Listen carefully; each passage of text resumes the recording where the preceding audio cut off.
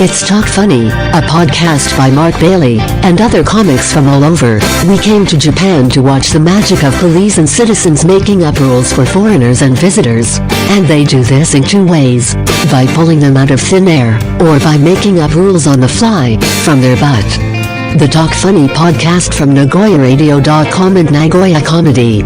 Here's Mark Bailey. Welcome back to Talk Funny. I'm Mark Bailey. We're here with Mike Miller. Hey, Mike, Hi, what's everybody. Not much. Enjoying my time here.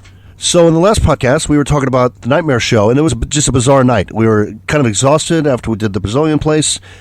We went to a convenience store. We kind of had some refreshments, and then we all caught our train and went home. Now, I was hungry, so there's no restaurants open in my neighborhood in Nagoya Port. And so I stopped by a Family Mart, a place I've been to. I've been there with my kids, and I got to say that my office is near a Family Mart, and this one near us is very kind. They've given us free beverages. They know what side of the street their bread is buttered on, because this street should actually be named, it's called Buhei Dori. It should be called Bailey Dori. You know, this is a true story. This Family Mart, this is the good Family Mart, the one near our office. And I went to the U.S. for 2 months one time. This place used to be a Lawson's. Oh, yeah? It was a Lawson's. I went to the States for 2 months, and I buy a lot of refreshments there, you know, every day. When I came back, that store owner had sold the store. And it became a Family Mart. They basically lost income for 2 months from me not living here, from me not being. I'm serious. We buy a lot of stuff there, snacks and refreshments, but every day over a period of at this office at least 10 years now. And so in my neighborhood, this place, I know the family that runs it. They know my family. My son has bought, when he was 6, he was buying those stupid Beatles, not the band, the life form. You know, Kabuto Mushi cards? Yeah, those Kabuto Mushi cards.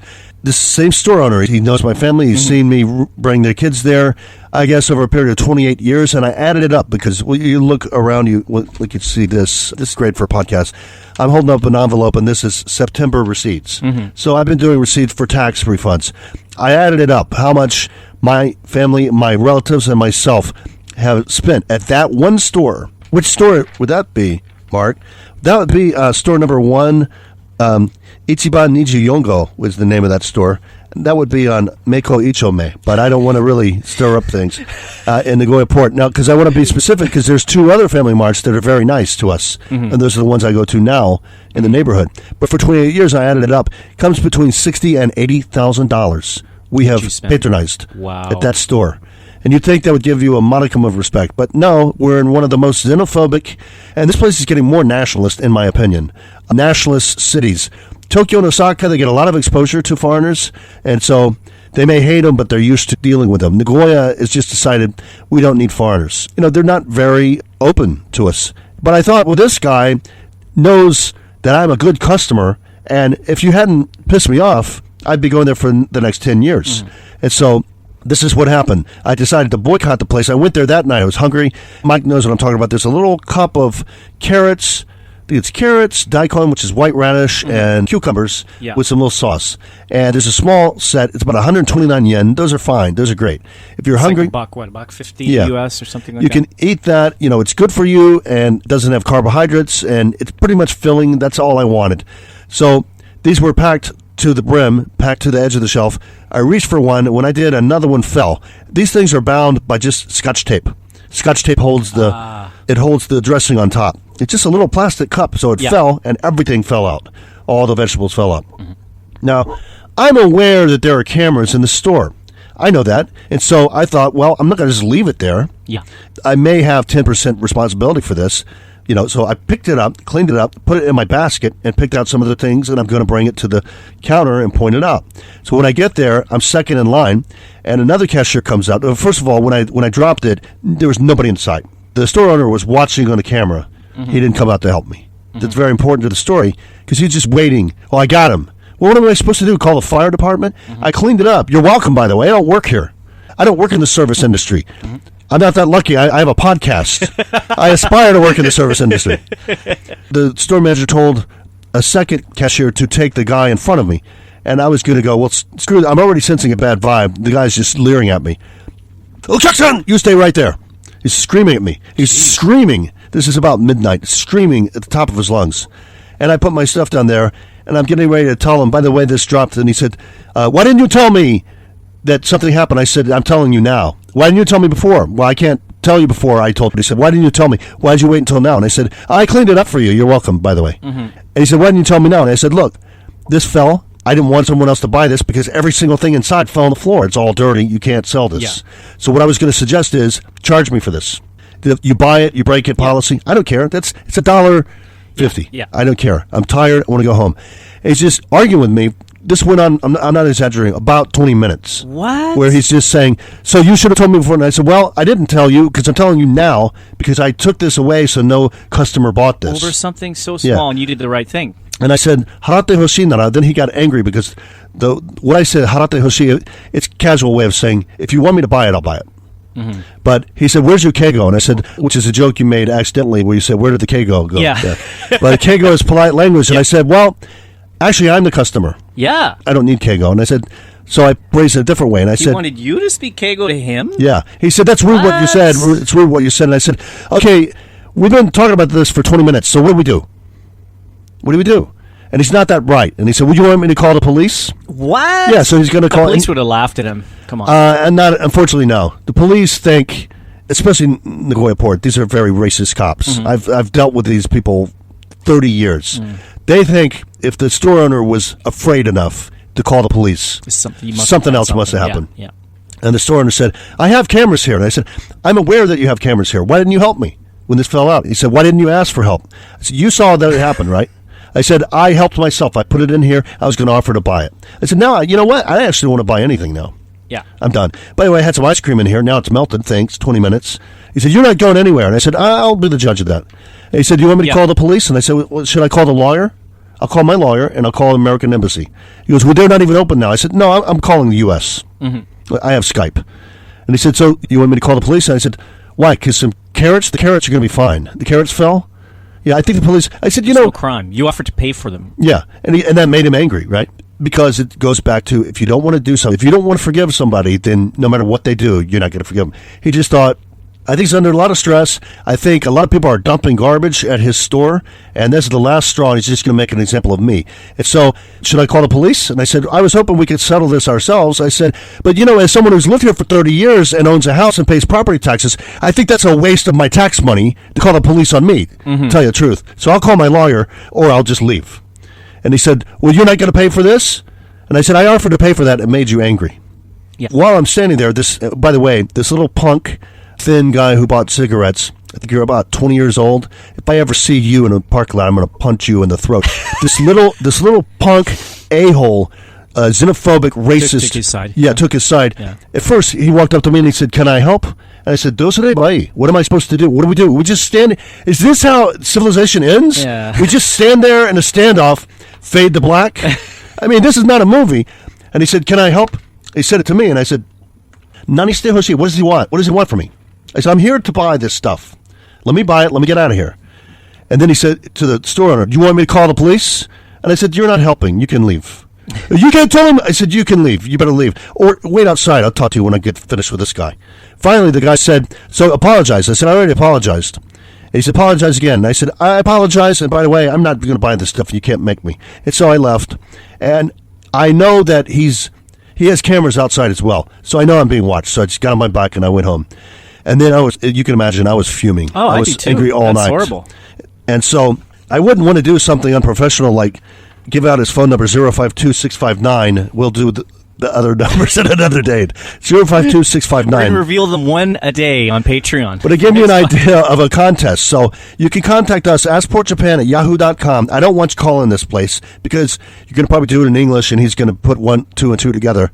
Even though it's a convenience store owner, some of them can add. Apparently.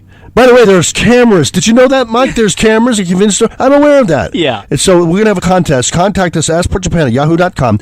What are some passive-aggressive ways that maybe 8-9 months from now I'm going to do? Because even now, this has been probably 3 months. He still kind of remembers it, I'm sure. And if a dead rat shows up in the garbage, or if the sign goes missing, horse's head, or Sicilian phrase book ends up, burning on his doorstep, or anything. I don't want that place to even get wet. I don't want rain. I don't want a typhoon hitting it or anything until 9 months later. And then just, locusts just start showing up.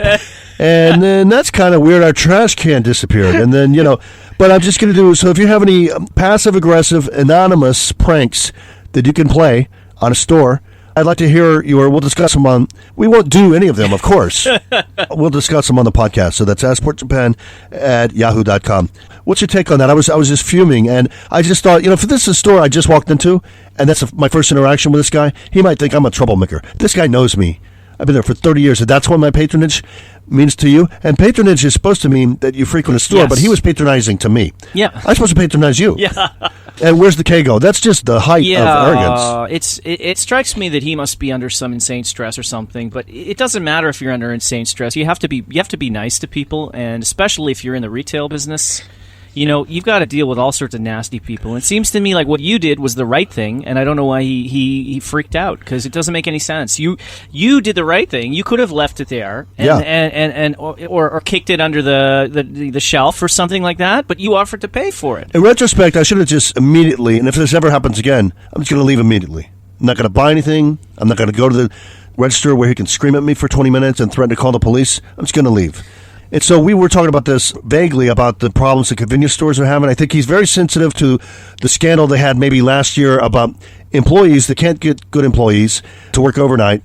You were telling me they're suing the Family Mart as a franchise, so the owners are suing the franchise and other store owners as well, because the franchise says you have to be open 24 hours. That's part of the contract. They don't have customers then, and they're paying staff to be there for no reason. Yeah. They're losing money. And then here's a guy comes in and spills some vegetables, and they're losing more money. Maybe he was completely sleep deprived, because I heard a lot of those owners now have to work the night shift because they can't find employees to do it. And this was midnight. So this was they're night severely shift. sleep deprived guys. And they're literally mom and pop shops, because apparently they take turns. The wife works daytime, the guy works night, and they're both doing 12-hour shifts, whatever. So I'm sure he's under a lot of stress. You remember Jewish karma? Now you're going to be under a lot more stress. I'm sorry you did that. I'm sorry, how's your voice? And so he's also not very educated. Apparently they don't have conflict negotiation. I was not being a problem. Mm-hmm. I offered to pay for it. Yep. One thing, I wanted to pay for it because I wanted to make sure he didn't repackage it and sell it. Because if you're under a lot of stress, you might do that. Yeah. Also, I get rid of the evidence. I bought it. Yeah. I'm not going to throw it away and do whatever I want with it. And you got me on camera. I bought that. Yeah. Right? It's over with. It's the smartest thing to do. And that insulted him by me offering to do that. Mm-hmm. I can't tell my son, I can't tell my wife, because they're Japanese nationalists, basically. They always blame me. And even when I get stopped by the police, well, what were you doing? Well, do you do that when a woman gets raped? I got raped. What were you wearing? It's like I said on the previous podcast, Mark, you've only been here 30 years. There's many things you don't understand about Japan. Yeah. And so, I've been in convenience stores before, and I've actually worked at convenience stores in the States and a supermarket, and I'm not an expert on business, but I know that dropping a small mini salad on the floor is not supposed to be a 3-hour negotiation where you call the police. Yeah. What are the police going to do? They're going to show up and say, well, he must be scaring this store owner, so we're going to have to do something. Yeah. So I think also one thing that the police do is they will twist something. Well, it looks stupid if we arrest this guy or we question him for dropping something. That looks stupid. So we can actually twist it to say maybe he was playing a prank. Right. And he was manipulating food. That sounds worse. Right. And you didn't pay for it. Yeah. You didn't pay for that food, and you were manipulating it. And the it's next on the thing floor. you know, I see your picture in the Japan Times. Next thing you know, I'm running a car company. Foreigner, like those guys who lick the food, the ones who lick the food or something, that is going to become that you licked it and put it back on the shelf. Right? Next thing you know, I'm taking Gozen's place. Yeah. You should get Gozen's lawyer. So that's the thing, and it really made me furious because that's not a place that I expected to have such a problem with. You feel like it's a violation of the trust you have with that guy. Like you said, you've been dealing business with him for years, and that's the little respect that you get after putting that much money into that place. If I was a minority or something, and this happened to me in the States, I would actually have a right to file a claim against that place. And I actually looked this up on filing claims on Family Mart. I may eventually do that. I may just do it for the corporate and just give the information to this guy. I'll do it about a year from now. And give all the information about this guy and say, it's not revenge, but I was there for 30 years, and I will never, ever, ever frequent this is a lie, any Family Mart again until I hear that some action has been taken against this guy. Meanwhile, these are my best friends here in the corner, this Family Mart. Mm-hmm. And like I said, they should call it Family Mark. Yeah. Because I've shopped there so much. Yeah. But I'm going to call this one place on the corner of Meko Ichome. I don't want you looking for it. I know a lot of our listeners out there know where that is, so I'm kind of a little worried, Mark. And I'm going to call them the bipolar mart. That's what I'm going to call it. I feel sorry for the guy, but he went about it the wrong way, and now he's